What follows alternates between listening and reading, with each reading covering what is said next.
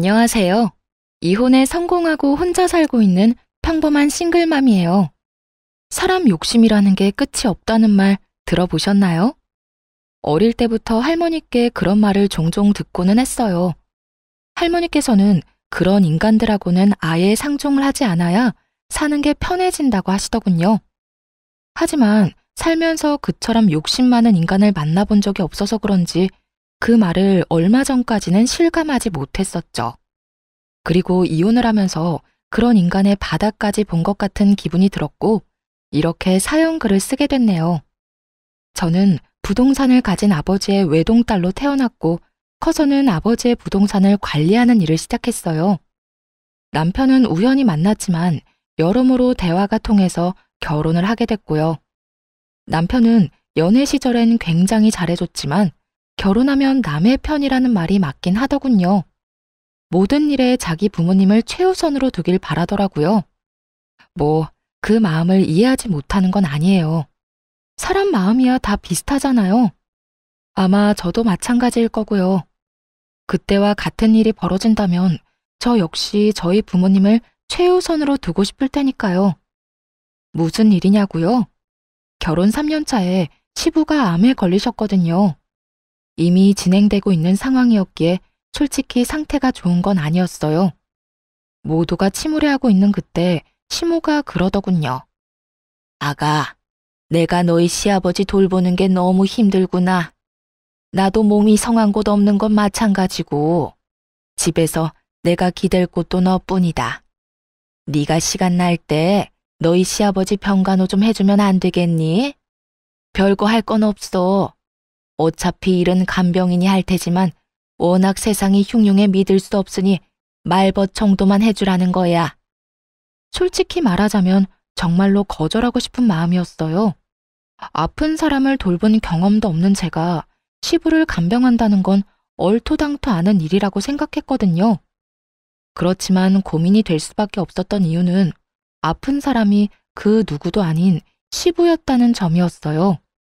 결혼 초에 며느리 사랑은 시아버지라는 말을 그대로 실천해준 분이 시부였거든요.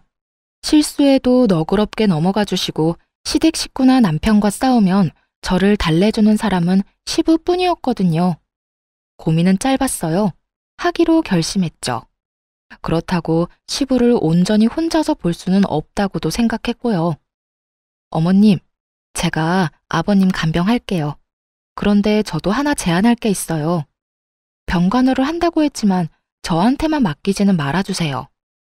아버님도 저만 보는 게 아니라 다른 가족들도 만나는 게 좋을 것이고 저도 일이 있을 때는 빠질 수 있어야 하는 일에도 지장이 없을 테니까요. 그 정도는 허락해 주실 거죠? 그렇구나. 일리 있는 말이야. 딸들이랑 아들도 돌아가며 아버지 병간호 하기로 하자. 다들 알아들었지? 시모가 그렇게 말해주었기 때문에 괜찮을 거로만 생각했어요. 그런데 아니더군요. 시누이들과 남편은 제게 일을 미루기 바빴거든요. 새언니, 오늘은 야근이 있어서 못 가요. 내일은 회식이 있고요. 저도 좀 힘들어요. 이번에 소개팅 때문에 저도 결혼은 해야 하잖아요. 어리고 철없는 신우들이야 그렇다고 쳐요. 결혼도 안 한 아직 놀기 좋아하는 아이들이었으니까 이해 못할 것도 없었죠. 그런데 문제는 남편 놈도 정말 철없이 구는 것이었어요. 당신도 잘 알잖아, 나 일 많은 거. 이번 주는 도저히 시간이 안 돼. 접대도 하러 가야 하고. 그리고 솔직히 우리 가족 중에 당신이 하는 일 제일 편하잖아. 앉아있기만 해도 돈 들어는 관리인인데 내 생각도 좀 해줘. 가뜩이나 쉬는 날도 별로 없는데 그런 날까지 아버지 수발들러 가야겠어? 이런 건 당신이 좀 해줘도 되잖아. 100번 양보해서 여기까지도 참을 수 있긴 했어요. 열은 받았지만요. 그러나 이해할 수 없는 시모의 행동은 마치 불난 집에 부채질을 하는 것 같았죠. 예, 나 오늘 모임 있다. 내 간병 차례인 거 알기는 하는데 저번부터 잡혀있던 약속이라 미룰 수가 없네. 그러니까 네가 나 대신 오늘 병간호 좀 하거라. 솔직히 별로 할 것도 없지 않니? 그리고 시아버지가 아프면 며느리가 모시는 게 어떻게 보면 당연한 도리 아니니? 그러니까 너도 며느리 도리한다고 생각하고 시아버지 잘 모셔. 너도 우리랑 가족이 되고 싶잖아. 이번이 그 기회라고 생각하면 되지. 그런 말을 하며 제가 시부를 모시는 것을 정당화하려고 하더군요. 그렇게 장장 3년을 시부를 돌봤어요. 그 정도 기간이 제 한계였네요. 아무리 시부가 잘해줬다고 하지만 이제는 항암 치료뿐 아니라 치매 증상까지 나타났거든요. 그렇게 되니 더는 감당할 수 없겠더라고요. 그래서 가족들이 있는 곳에서 말했죠. 아버님, 이제 더는 못 모시겠어요. 저도 요즘 바빠서 시간 내기 힘들어요. 그리고 다들 저한테 맡기고 자기 스케줄 보러 가잖아요. 제가 여태 모신 만큼 당분간은 다른 분들이 아버님 모셔주세요. 당신은 어떻게 그런 소리를 아무렇지도 않게 해? 갑자기 당신이 이러면 우리는... 그리고 아버지가 당신 많이 의지하잖아. 나라고 기분이 좋겠어? 하지만 당신, 아버님이 어떤 상태인지 요즘 제대로 본 건 맞아? 치매 증상까지 있으셔. 아직은 경증이라 멀쩡하신 시간이 많지만 앞으로 얼마나 더 나빠지실지 알 수 없다고. 하긴 당신은 나한테 맡겨놓고 골프 접대하러 다니느라 몰랐겠지. 뭐? 영업하면 그 정도 할 수도 있는 거지. 그걸로 이러는 거야? 당신이야말로 아버지를 위해 이 정도도 못해? 하고 싶으면 가족들이 하면 되잖아. 아버님 가족들. 그 가족들이 아버님 안 돌보고 방치한 게 자그마치 2년이 넘어. 1년은 그나마 왔다 갔다 정도는 했지. 그런데 2년 동안 다들 어땠어? 나한테 떠맡기고 다들 밖으로만 나돌았잖아. 나도 이제 더 이상은 못해. 집에서 아버님 수발 들고 싶으면 당신이랑 아가씨들 그리고 어머님이 알아서 해. 예, 나까지 싸잡아 그렇게 말하면 어쩌니? 나도 너희 외조모가 아파서 병원에 다니고 있어. 그런데 나더러 친정어머니의 남편까지 보는 건 네가 생각해도 너무하다고 생각하지 않니? 시모의 친정어머니가 편찮으시다는 건 맞는 말이었어요. 하지만 매번 가는 것도 아니었고 아마 핑계라는 표현이 더 맞을 거예요. 어떤 정신 나간 인간이 병원 수발들러 가는데 높은 구두에 치마, 향수에 화장까지 풀 세팅하고 가나요? 수발들려면 편한 옷이 최고인데. 새언니, 우리도 마찬가지예요. 저희 직장에서 일도 많고 쉬고 싶은 것도 있고 약속도 많아서 시간을 내고 싶어도 시간이 안 나는걸요? 언니가 좀만 더 아버지 돌봐주시면... 언제까지요? 대체 언제까지 저 혼자 아버님 수발 들어야 하는데요? 애초에 제가 병간호하겠다고 한 조건은 가족들 모두 함께 아버님 돌보는 거였어요. 그런데 지금 어떻죠? 저 혼자만 일주일 내내 보고 있잖아요. 아, 그래서 열받았다고? 상황이 이렇게 됐으니 당신이 어느 정도 희생은 해야 할 거 아니야. 여기 다 바쁜 사람들밖에 없는데. 희생이라고 했나요? 진짜 열받더라고요. 아니, 저는 뭐 일 안 하고 쉬는 사람인가요? 저도 건물 관리하려면 생각보다 바빴거든요. 남편은 제가 앉아서 돈이나 받으면 끝인 관리인이라고 생각한 모양인데 그거야말로 틀린 생각이죠.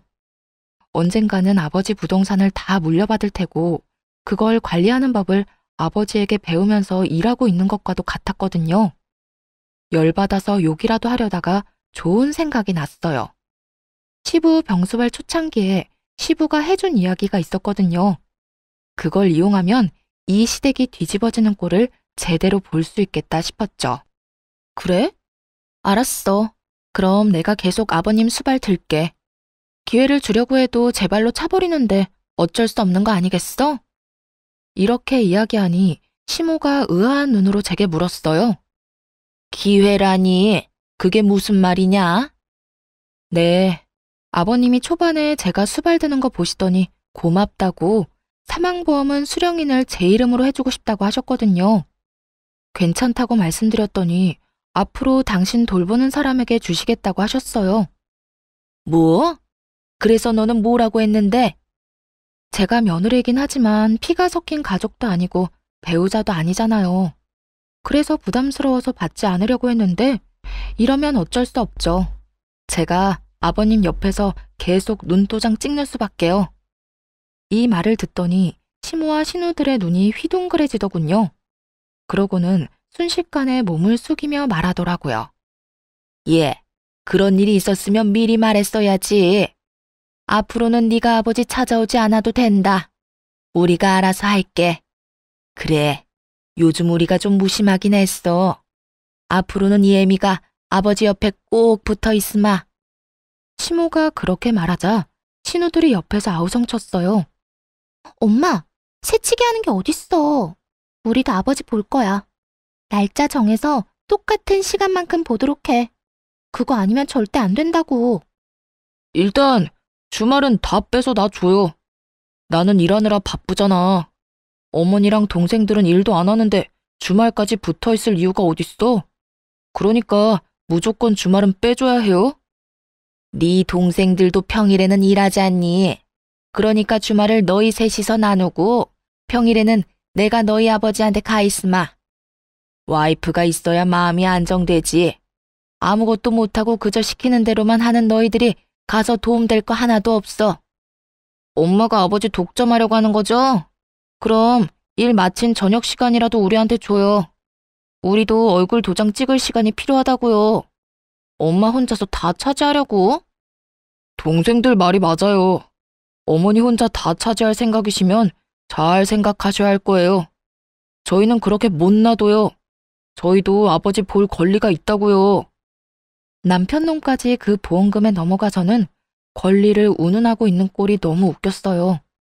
속으로 진짜 소리내서 웃고 싶은 거 겨우 참고 있었네요.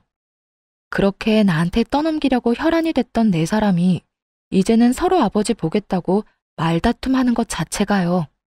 사실 시부가 보험금 수령인 이야기를 한 건 맞아요.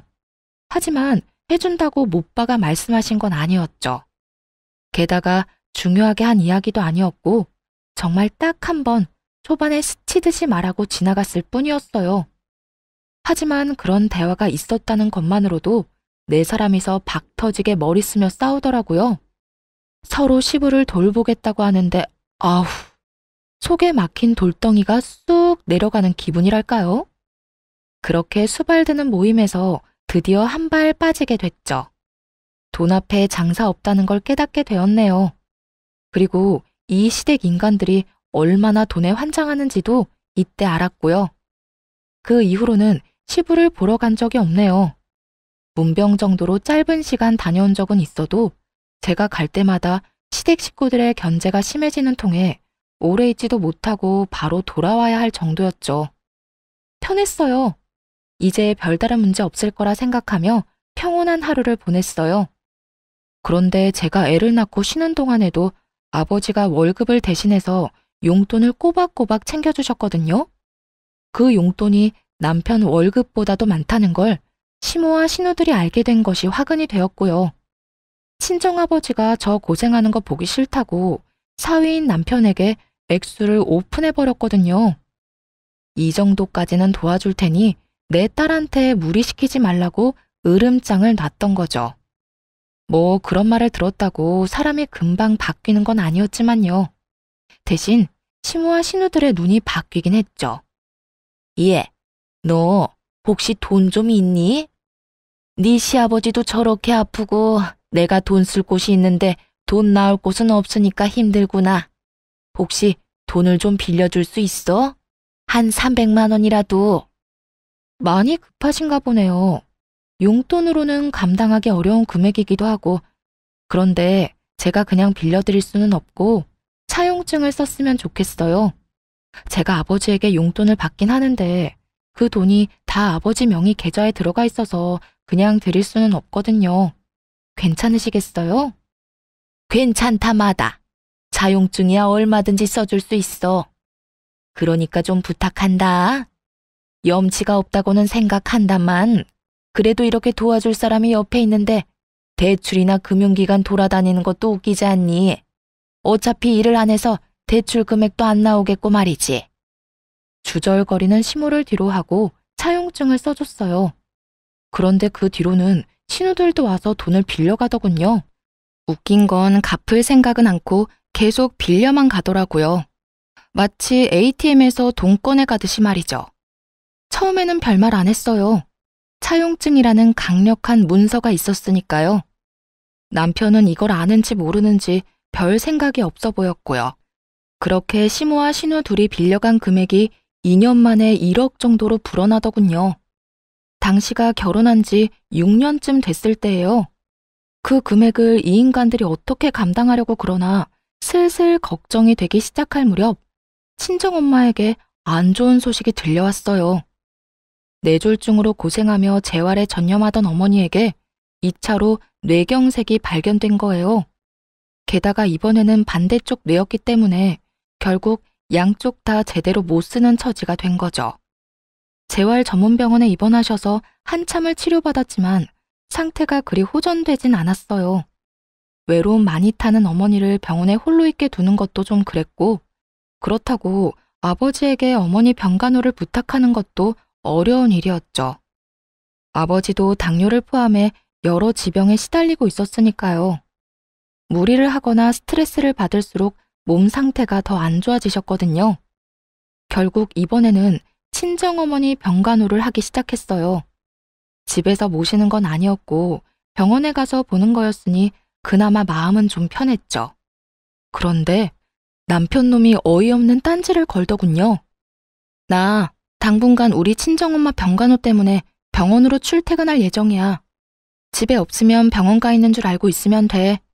장모님 병원에 입원하셨잖아. 근데 너까지 꼭 병간호하러 가야 해? 간병인도 있다며. 간병인이랑 엄마 둘만 두는 거 내가 싫어. 우리 엄마 외로움을 얼마나 많이 타는데. 지금 엄청 심적으로 힘드실 거라 옆에서 위로해드리고 싶어서 그래. 그래서 지금 친정어머니 모시느라 애들이며 나며 다 내팽겨치겠다고? 당신 이렇게 이기적인 사람이었어? 나도 지금 바쁜 사람이야. 진급을 눈앞에 두고 얼마나 중요한 시점인데 네가 이러면 나는, 애들은. 여태 내가 다 케어했잖아. 그러면 당신도 좀 양보라는 걸 해. 언제까지 나한테 다 의존할 건데? 그렇게 싸웠음에도 결론은 나지 않았어요.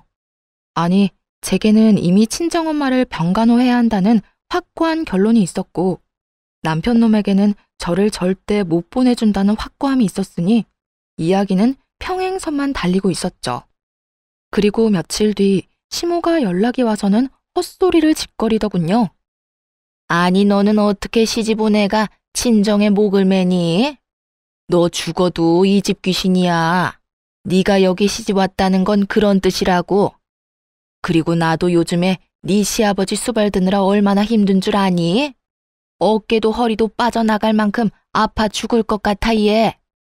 아니, 수발 드느라 안 힘든 사람이 어디 있어요.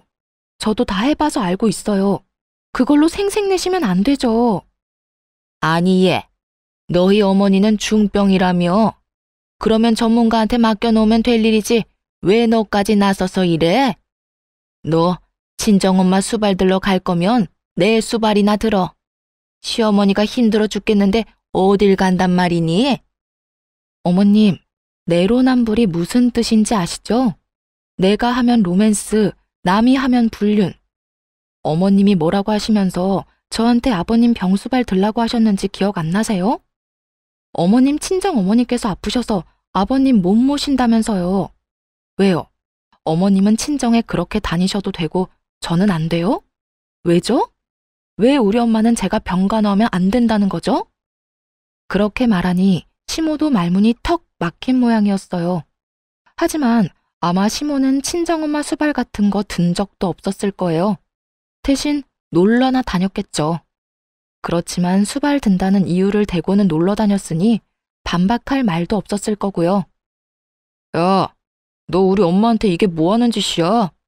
우리 엄마한테 따지는 거야 지금? 와, 너 진짜 웃긴다. 아버지 아파서 다들 아버지 모시느라 힘든데 어떻게 너 혼자 이렇게 태어내? 너는 왜 이렇게 이기적이야? 너도 우리 가족이라고.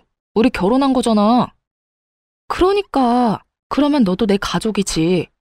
우리 부모님 아파서 저러고 있는데 나한테 병간호도 못 가게 하는 게 남편이야? 그러는 네가 사위냐고. 웃기지도 않아? 보험금 탐나서 거기 붙은 인간들이 이제는 나 아버님 얼굴도 못 보게 하는데 태어나지 않을 건 또 뭔데? 뭐? 너 지금 말 다 했어? 넷이서 알아서 잘 모시고 있잖아. 나한테는 기회 줄 생각도 없으면서. 그리고 아버님 돌볼 정도로 건강한 어머님한테 내 수발이 필요하다고 생각해? 두 손 두 발 못 쓰는 우리 엄마는 왜 내 병간호조차 못 받게 하냐고 왜? 내가 친정엄마한테 간다니 그건 싫으니? 싫다는 게 아니잖아. 굳이 네가 장모님을 모실 필요가 있느냐는 거지. 왜? 아버님 수발에 육아 집안일까지 다 네 거 될까봐 걱정이야? 차라리 그런 이야기를 했으면 가사 도우미라도 붙여두겠다고 했을 텐데. 너 노선 진짜 잘못 잡았어. 나 묶어두려는 모양인데 그거 완전 꽝이라고. 이기적인 인간? 그거 너 이야기 아냐? 한바탕 화를 내고는 시댁에서 혼자 나왔어요. 있어봐야 좋은 소리 들을 것도 없고 열만 받았을 테죠. 그리고 저 인간들은 지금 자기들이 뭘 잘못하고 있는지도 몰랐어요. 제가 성격도 모르고 있었고요. 저는요, 한 번 아니다 싶으면 영원히 아닌 사람이거든요. 인내심이 많은 것은 착해서가 아니라 한 번 결정하면 인연을 확 끝내버리기 때문에 기회를 여러 번 주는 것이라는 걸 저것들이 모르고 있었다는 거죠. 그래서 이참에 끝을 내주기로 했어요. 그 길로 친정엄마가 입원한 병원으로 갔고 외박계를 신청했죠. 이미 급성기는 지나셔서 외출 정도는 가능한 상태였지만 혹시나 모르니 능력 있는 간병인까지 한 명 고용해서 집으로 모셨어요. 그리고 안방에 친정엄마를 모시고 방에 있던 남편 물건은 모조리 작은 방으로 다 던져버렸네요. 저녁에 남편이 집에 오더니 그 상황을 보고 경악을 금치 못하더군요. 그러면서 저를 작은 방으로 끌고 오더니 문을 닫고 한바탕 소리를 질러댔어요.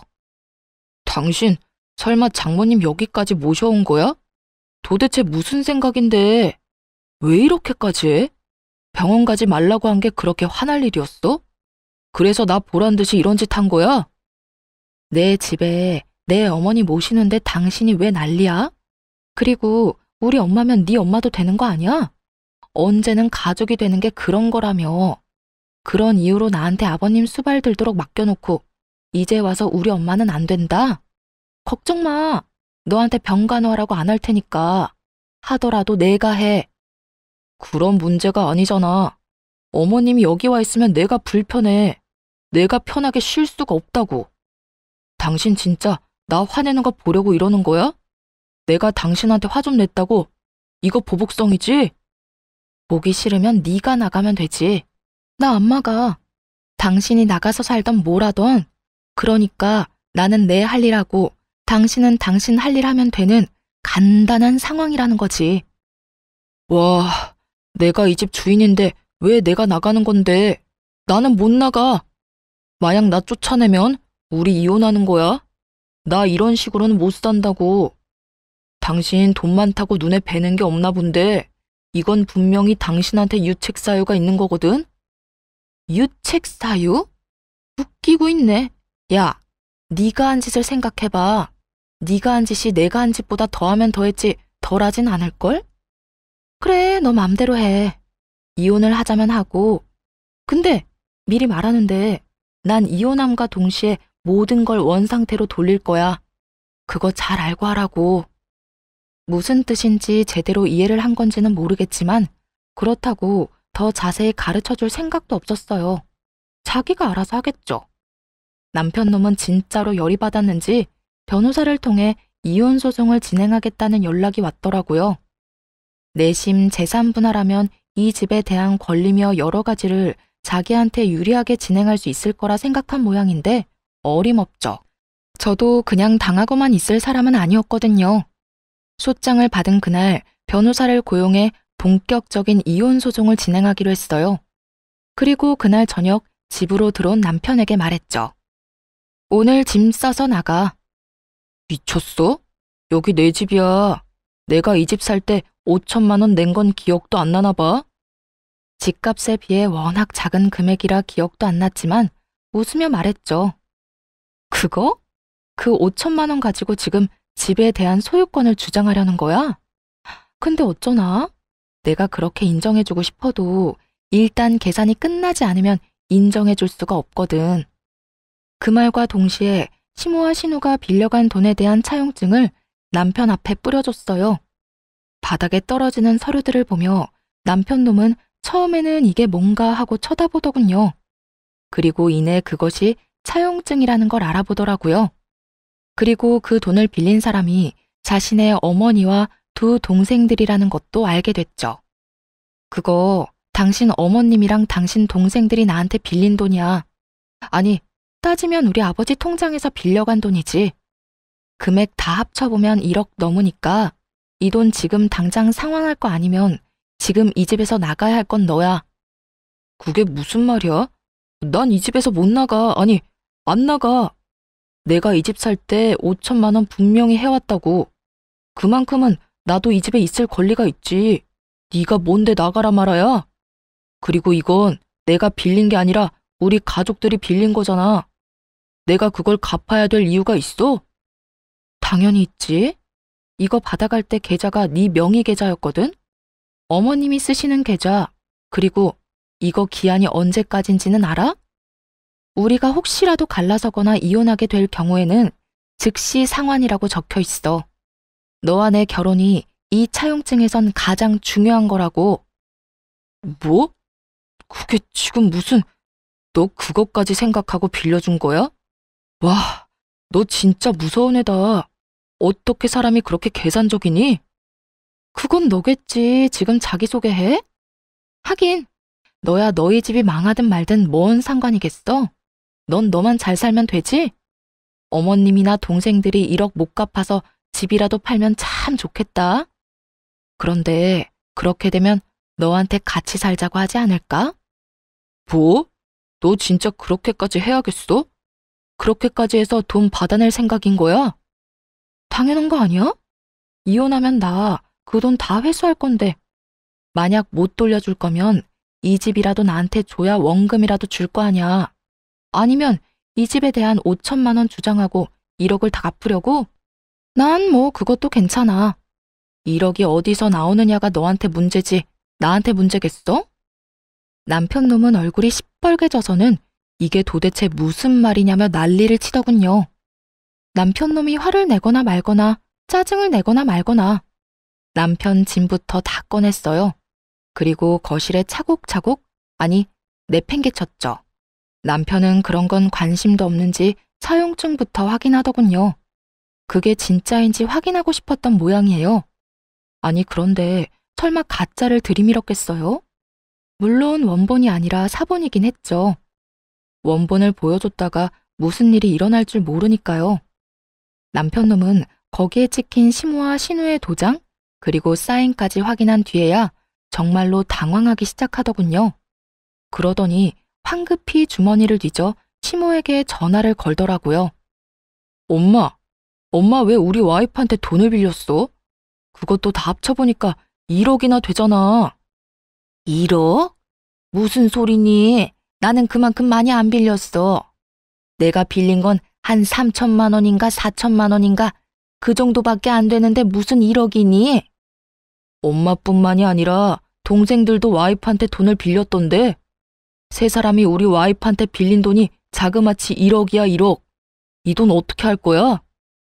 어떻게 하긴 뭘 어떻게 해? 야, 며느리 돈이 네 돈이야. 그래서 빌린 거지. 너희가 이혼 안 하고 잘 살기만 하면 안 갚아도 되는 돈이잖아. 나 죽으면 내가 사는 집으로 대신해서 갚든지. 어차피 이거 다 너한테 유산으로 내려갈 거잖니. 엄마는 그렇게 어렵게 생각 안 해. 왜? 네 마누라가 그 돈 갚으래? 아 진짜. 엄마는 내 인생에 도움이 하나도 안 돼. 그렇게 돈을 빌리면 어떡하냐고. 동생들도 마찬가지야. 엄마가 돈 빌리니까 동생들도 돈 빌렸겠지. 그럴 땐 엄마가 따끔하게 얘기해야 되는 거 아니야? 왜 남의 돈을 자기 돈처럼 빌렸어? 왜 나한테 화를 내고 난리니? 아니, 무슨 일인데? 무슨 일 때문에 지금 그거 가지고 전화해서 엄마한테 이러는 건데?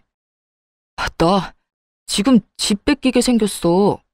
나 이 집 5천만 원이나 주고 그나마 지분을 가지고 있었는데 그거 다 뺏기게 생겼다고. 지금 빈털터리로 쫓겨나게 생겼어. 아니, 빚만 5천만 원 생긴 거라고. 아니, 네가 왜 쫓겨나? 너 며느리랑 싸웠니? 그래서 그래? 그것 때문에 며느리가 너 보고 집 나가래? 내가 이혼하자고 했어. 장모님 모시고 집에서 산다는데 난 그거 싫다고 장모님 데리고 오면 집 나가겠다고 했지. 그리고 이혼할 거라고도 얘기했고. 근데 와이프가 정말로 장모님을 모시고 왔더라고. 그래서 내가 이혼 전문 변호사 사서 소장 보냈거든. 아니 뭐? 그래서 지금 이혼을 한다고? 아, 몰라. 나더러 빈털터리로 이 집에서 나가야 된다고 하면서 사형증을 들이밀잖아. 도대체 엄마랑 동생들은 사고를 얼마나 친 거야? 나 몰래 돈을 왜 이렇게 빌렸냐고. 지금 당장 돈 모아서 1억 갖고 와. 나는 그거 내고 이 집에 대한 소유권 주장해야 되겠어. 재산 분할도 하고 내 돈은 받아야 될 거 아니야. 예, 갑자기 그런 큰 돈이 어디서 생겨? 이 한밤중에. 엄마가 1억이 있었으면 돈을 빌렸겠니? 이혼하지 말고 버텨. 그냥 잘못했다고 무조건 빌어. 그리고 뭐 장모님이랑 좀 같이 살아도 되지. 1억 안 갚는 대신에 그 정도 할 수 있잖아. 엄마, 내가 싫다고. 나 어른들하고 같이 사는 거 힘들어서 못해. 신경 쓸 게 얼마나 많은지 알아? 몰라. 난 모르겠으니까 엄마한테 이야기하지 마. 네 동생들한테 얘기해서 5천만 원이라도 빌릴 수 있는지 알아보든지. 엄마는 돈 나올 구석이 없어서 네 와이프한테 돈 빌린 거야. 그러니까 나한테 이런 식으로 다그치지 마. 네가 능력이 있었으면 엄마가 네 와이프한테 그랬겠니? 따지고 보면 다 네 탓이지. 어쨌든 엄마한테는 돈 달라고 얘기하지 마. 알았어? 그렇게 시모는 차갑게 전화를 끊어버리더라고요. 남편이 두 여동생에게 전화를 했는데 그 전화들도 남편에겐 그리 좋은 소식이 아니었죠. 오빠는 도대체 무슨 일을 그런 식으로 해? 세연이한테 무조건 잘못했다고 빌어. 알았어? 나 그 돈 솔직히 말해서 갚을 생각 없이 빌린 거란 말이야. 세연이가 워낙 돈이 많잖아. 그래서 빌린 건데 오빠야말로 이렇게 사고를 치면 어떡해? 야, 넌 나한테 할 말이 그거밖에 없어? 넌 뭔데 내 와이프한테 돈을 왜 빌린 건데? 당장 돈 다 갖고 와. 너 가지고 있는 거 다 팔아서라도 가지고 오라고. 네가 가지고 있는 명품들. 미쳤어? 그건 내 목숨이나 똑같아. 무조건 새언니한테 빌기나 해. 빈털터리로 이혼당하지 말고. 그리고 오빠 이혼해도 나 그 돈 못 줘. 오빠가 다 갚아야 한다고. 너 미쳤구나. 네가 빌린 돈을 내가 왜 갚아? 네가 갚아야지. 거기에 다 적혀있어. 내가 못 갚으면 오빠가 갚아줄 거라고. 그건 무효야. 내가 차용증 쓰는 자리에도 없었는데 왜 내 이름을 팔아? 몰라. 법적인 건 모르겠고 그렇게 됐으니까 오빠가 알아서 하라고. 그렇게 전화를 끊고서야 남편 놈은 약간 제정신이 돌아왔나 보더라고요. 화가 나서 이혼 소장을 보낼 때랑은 딴판인 얼굴로 그러더군요. 여보, 미안해. 내가 말이 좀 심했던 것 같아. 사실 그렇지.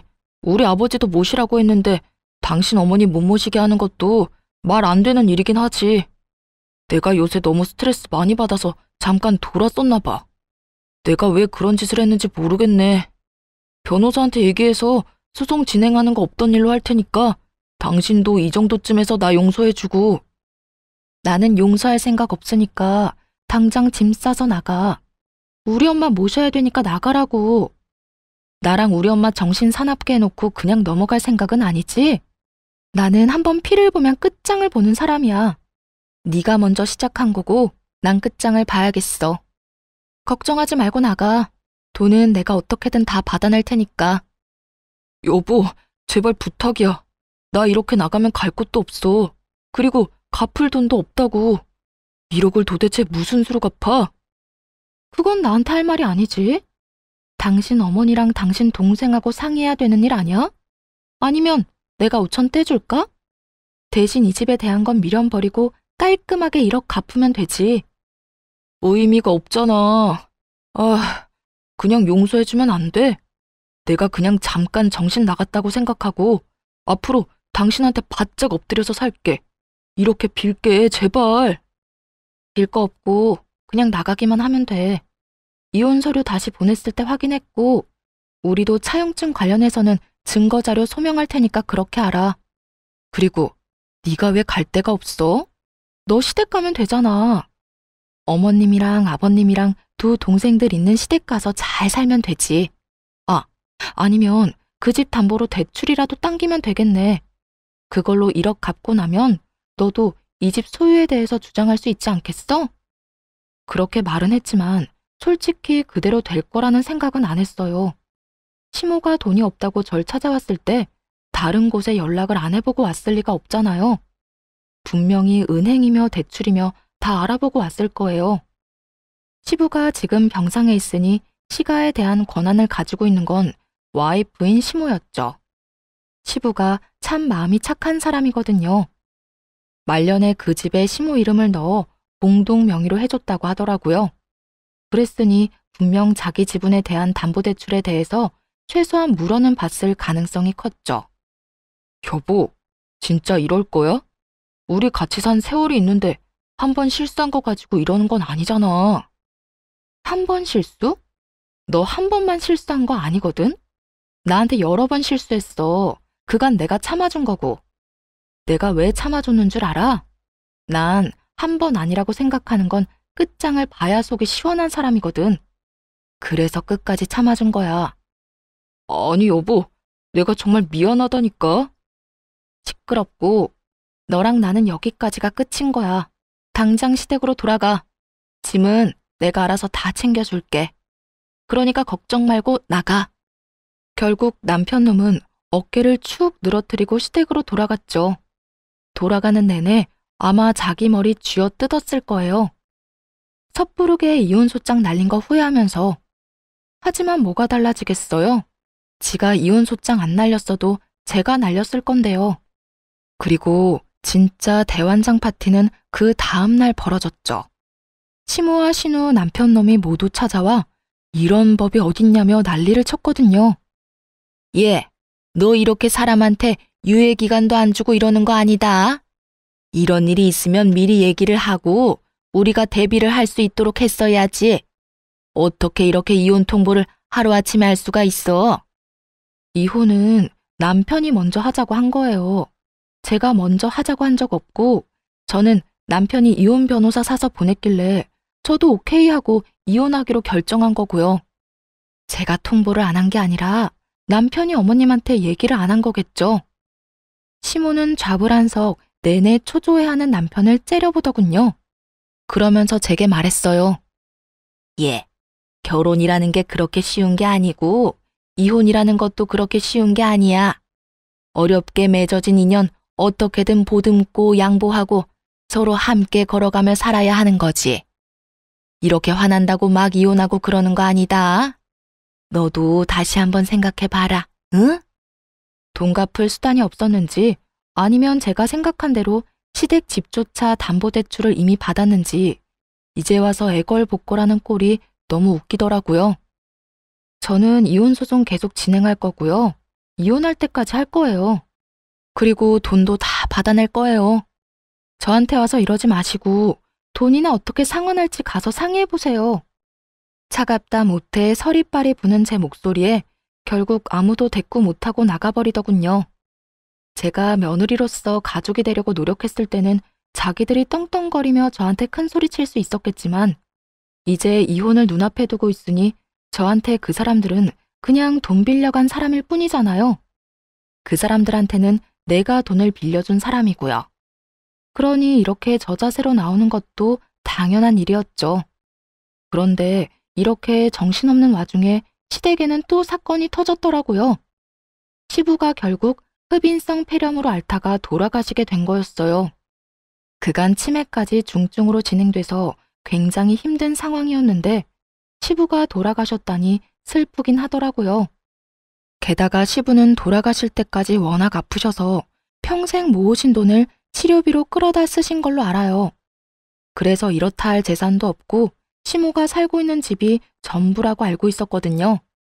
그런데 그 와중에 시모와 신우들은 시부의 사망보험금에만 다들 정신이 팔려 있더군요. 하긴 그게 나오면 저한테 1억 갚고 집에 관해서도 주장할 수 있으니까요. 뭐 그렇다 하더라도 저야 위자료를 청구하면 되기에 별로 큰 문제는 되지 않았지만요. 그런데 정말 그들에게 경악스러울 법한 상황이 발생했어요. 저도 이런 상황이 생길 거라고는 꿈에도 상상조차 못했네요. 야, 너 이게 어떻게 된 일이니? 왜 우리 남편 사망보험금 수령인이 너 이름으로 돼 있는 거야? 그 이야기를 듣는데 깜짝 놀랐어요. 시부가 지나가듯 했던 한마디, 그것도 해줄까 싶다라고 지나가는 말로만 들었을 뿐이었거든요. 그런데 정말로 제 이름으로 되어 있었다니. 저도 모르죠. 보험회사에 연락해 보셨어요? 보험사를 이야기하자 시모의 눈에 띄게 당당하던 기색이 줄어들더군요. 뭔가 있다 싶었어요. 설마 시모가 그런 조사도 안 해보고 이렇게 따질 사람은 아니라고 생각했지만 도대체 어떤 상황이길래 갑자기 저러는지 알 수가 없었죠. 말해보세요. 보험회사에서는 뭐라고 하는데요? 대답이 없길래 직접 보험 설계사에 전화를 해서 물어봤어요. 그랬더니 그 설계사가 이렇게 말하더군요. 아유, 며느님이 아버님한테 얼마나 잘했는지 나한테 전화 와서는 자기 사망보험 수령인을 며느리로 바꾸고 싶다고 하시더라고요. 그래서 제가 같이 가서 바꾸는 거 도와드렸죠. 그게 언제였는데요? 그때는 치매 진단받기 전이라 아무 문제 없이 처리됐을 거예요. 암 진단받은 지 2달 만에 바꾸신 거라 저도 의아해서 물어봤더니 며느리가 자기 수발 드느라 고생이 많다고 이거 주고 가면 손자에게도 도움이 되지 않겠냐고 하시더라고요. 보험 설계사의 이야기를 듣던 시모가 혀를 차며 말하더군요. 그 인간이 뭘 잘못 먹어도 한참 잘못 먹었지. 병간호하고 2달 만에 수령인을 바꿔? 아니, 돈 많은 며느리 걱정을 왜 해? 돈 없는 우리나 걱정해야지. 아마 아버님은 저희가 이혼할 거라고는 생각 안 했겠죠. 우리가 이렇게 틀어질 거라는 생각도 못 했을 테고요. 그래서 아무 생각 없이 제 앞으로 보험금 수령인을 남긴 것 같아요. 게다가 그건 다른 가족들에게 경고의 메시지이기도 했을 거예요. 너희들이 나를 방치하면 내가 며느리에게 더 잘해준다는 경고. 그런데 문제는 그렇게 해놓고 치매에 걸려버린 거죠. 그래서 보험 수령인에 대한 건 새까맣게 잊고 정신없는 나날을 보내셨던 거고요. 사망보험금은 얼마나 되는데요? 금액은 얼마 안 돼요. 1,000만 원 정도예요. 사망보험금이 1,000만 원밖에 안 된다는 말을 듣고 한숨이 나왔어요. 그 돈으로는 이 사람들 급한 불도 못 끌 거였거든요. 금액을 알고 나니 시모와 신우의 표정이 안 좋아졌어요. 그 1,000만 원을 받아봤자 세 발에 피었으니까요. 시댁집을 팔고 싶어도 지금 네 사람이 다 그 시댁에 살고 있고 담보대출은 이미 받았는데 상속세까지 내야 하니 상황은 더욱 엉망이었을 거예요. 결국 닥쳤던 개가 지붕 쳐다보는 상황이 되어버렸죠. 내가 이 꼴을 보자고 그 인간 죽을 때까지 똥오줌 받아낸 게 아닌데 왜 고생은 내가 다 하고 돈은 네가 가져가는 거야? 그걸 저한테 물으시면 어떡해요. 아버님한테 여쭤봐야죠. 당신이 우리 아버지 꼬셔서 보험금 수령인 당신 앞으로 해달라고 한 거 아니야? 그 1,000만 원 때문에? 우리 집 돈 많거든? 어이가 없어서. 아니 그리고 어차피 아버님이 이거 주신 것도 금액이 얼마 안 되니까 나한테 남긴 거겠지. 이걸로 애들 학교 보낼 때 보태라고. 난 그렇게 할 생각이니까 다른 할 말 없으면 가보세요. 다 알아보고 왜 여기 와서 난리야? 아, 우리 진짜 완전 망했어. 너 하나 때문에 이게 지금 무슨 꼴이니? 어떻게 책임질 거야? 네가 멋대로 이혼하는 바람에 이렇게 됐잖니. 네가 다 책임지라고. 남자가 돼서 그거 하나 못 참고 이혼을 이야기해? 그러는 엄마는요. 와이프가 장모님 수발 든다는데 왜 말렸는데요? 엄마가 그거 말리는 바람에 와이프가 더 화난 거잖아요. 그것 때문에 집에 장모님 모시고 온 거고. 거기서 왜 그딴 소리를 했는데요? 세 사람이 악에 받쳐 자기들끼리 치고받고 아주 난리가 났더군요. 결국 아무것도 얻지 못하고 떠나는 그들을 보며 그들이 떠난 후 진짜 박장대소했네요. 와, 진짜 아버님께 감사하더라고요. 그 돈은 아버님 손주에게 그대로 물려주려고 생각했죠. 그렇게 이혼까지 판결이 다 나고 완전히 이혼하게 됐어요. 그 뒤에 들린 소문은 뻔하다면 뻔했죠. 전 남편이 돈을 갚긴 했어요. 집에 보탰던 5천만 원으로 1억의 빚을 5천으로 탕감한 뒤 나머지 5천을 여기저기서 겨우 돈 빌려서 갚더라고요. 그런데 빚내서 그렇게 갚은 뒤로는 등골이 빠졌다고 하더라고요. 5천만 원, 어떻게 보면 큰 돈은 아닌데 시모가 빌린 대출도 있잖아요. 그것도 갚아야 되는 거예요. 결국 대출 2개를 엎게 된 전 남편 놈은 이 시댁에서 돈을 버는 유일한 일개미였죠. 그런 전 남편 놈에게 시모와 신우는 일도 안 하면서 돈이나 달라고 짹짹대는 바람에 결국 전 남편 놈은 집에서 나가 자취를 하고 있다고 해요. 욕심. 그 끝없는 욕심 때문에 전 남편 놈은 망했고 지금도 영원히 고통받고 있는 중이었죠. 시모와 신우들도 그 죗값을 치르고 있고요. 예전만큼 풍족하게 살고 있지 못하니까요. 저는요, 가끔 우울한 생각이 들거나 기분이 안 좋을 때는 이때의 일들을 떠올리면서 기분 전환을 하곤 해요. 정말 뒤통수를 제대로 친 기분이라 속이 시원했으니까요. 게다가 재미도 있었고요. 어떠셨나요? 여러분에게도 재미있는 이야기가 됐으면 좋겠습니다.